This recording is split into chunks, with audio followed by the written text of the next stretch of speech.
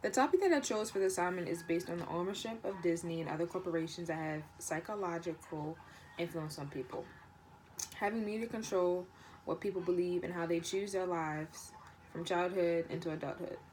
The question was, how does this have a drastic influence on people and how they live, dress, and speak? Everybody knows that Disney is a powerhouse of the entertainment industry, which is why I wasn't surprised when I heard that they had acquired industries such as ESPN or History Channel, and you cannot forget the marvelous Marvel, as well as ABC and Lifetime. Disney went from having a base range from children to preteens to now having viewers in a variety of age groups based off of the different companies that they have. The higher the range, the bigger the profit, right? They have media control over it all. They have the power to advertise what they want, when they want, and how they want. Not to mention, to who they want. And based off of the networks they have acquired over the years, it was a smart move, in my opinion, that they made. Why have one age group when you can have them all? Between the shows that they create and produce themselves to the shows that they invest and take on, their influence is definitely at an all-time high to the public. While doing research for this topic, I found I definitely agreed with the article. The modern day and age, technology is everything, and they have people who have a higher impact on technology forward and staying relevant than children. Do you know that Disney spends $263 billion a year in advertising alone, which normally is geared to their children-based audience? As a child, Disney Channel was hands down my favorite network. From shows such as That's So Raven, The Proud Family, Sweet Life of Zack and Cody, and not to forget the ever popular Hannah Montana, before the Wrecking Ball, of course.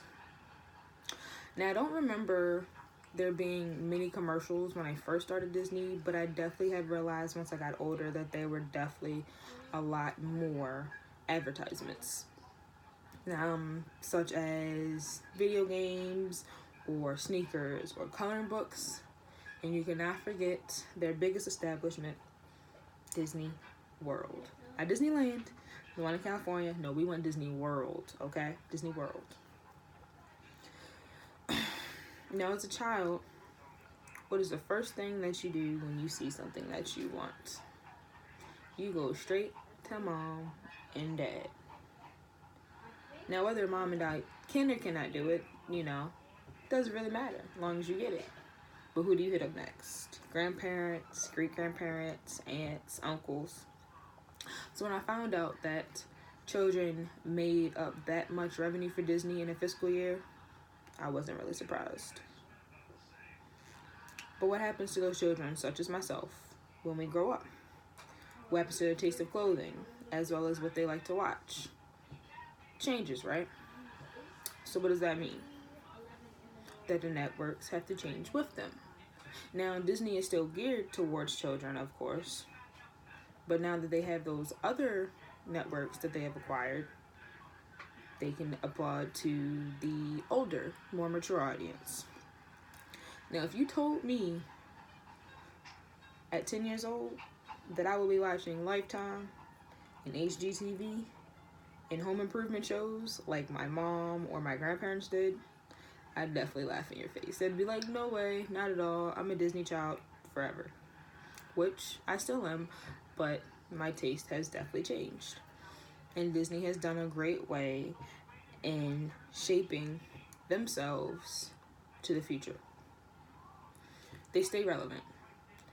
So in order for them to stay relevant, they keep up with trends. In order for them to keep up with trends, who do they watch?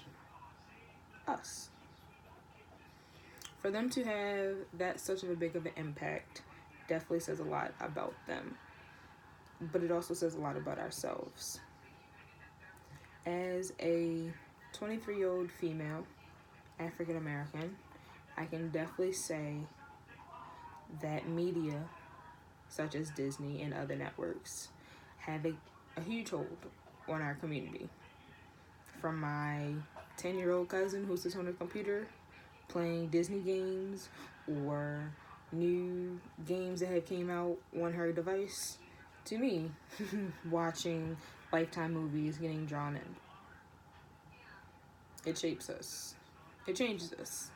And I think it's up to us as a consumer, as a population, as generations, to decide whether that will be good or bad.